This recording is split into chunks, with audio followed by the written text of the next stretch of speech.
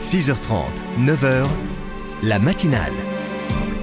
Benoît Sinetti vient de s'installer dans le studio pour son édito. Bonjour. Bonjour Stéphanie. Alors comme ça, vous n'aimez pas les sorcières? Ah Stéphanie, sorcières de tous les pays, unissons-nous. C'est l'appel du 4 novembre auquel, avouons-le, nul n'aurait prêté le moindre intérêt s'il n'avait été relayé par une secrétaire d'État en exercice et quelques figures du showbiz, toujours à l'affût de parfaire leur bronzage sous les lampes des projecteurs de télé. Il faut dire que l'enjeu pour les signataires est d'importance. Réhabiliter ces dizaines de milliers de femmes persécutées, exécutées, pourchassées au long des siècles.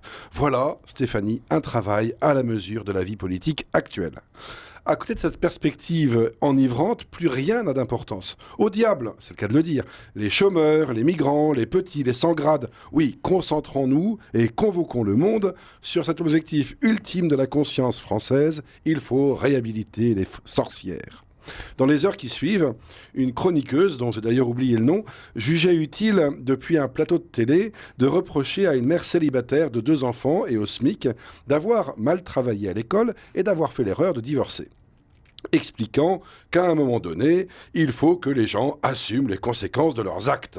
Certes, elle s'excusera quelques heures plus tard de ce dérapage, très contrôlé, rassurez-vous, où se révèle toute la beauté d'une société ultralibérale.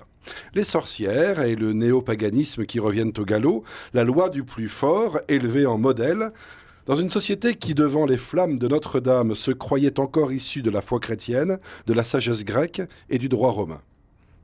Et puis, vis-à-vis, il y a ce jeune Afghan de 26 ans qui, après 8 années en Allemagne, a demandé en vain un droit de séjour, est arrivé en France. Chemin faisant, le voici recueilli par une paroisse catholique à la frontière entre nos 2 pays.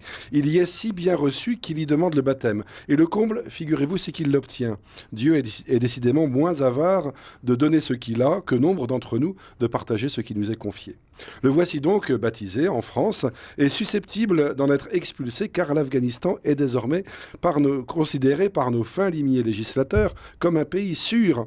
Pas un d'entre eux n'y enverrait son enfant en vacances.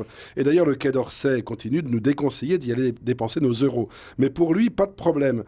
Et le fait qu'il risque de s'y faire égorger du fait de son baptême n'y change rien.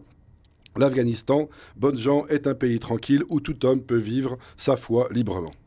C'est quand même pas sorcier. Et puis de toute façon, c'est bien sa faute. S'il ne voulait pas risquer sa vie, il n'avait qu'à pas se faire baptiser. Il y a des jours, Stéphanie, où on aurait un peu envie de pleurer. Mais ce qui est bien lorsqu'on croit en Jésus, c'est qu'on sait que la prière est, dans ce cas, le lieu où nos colères se transforment en espérance et que d'une manière ou d'une autre, la victoire sur le mal, et donc sur la bêtise, est toujours certaine. Merci Benoît Sinetti. Cet édito, on le retrouve sur rcf.fr.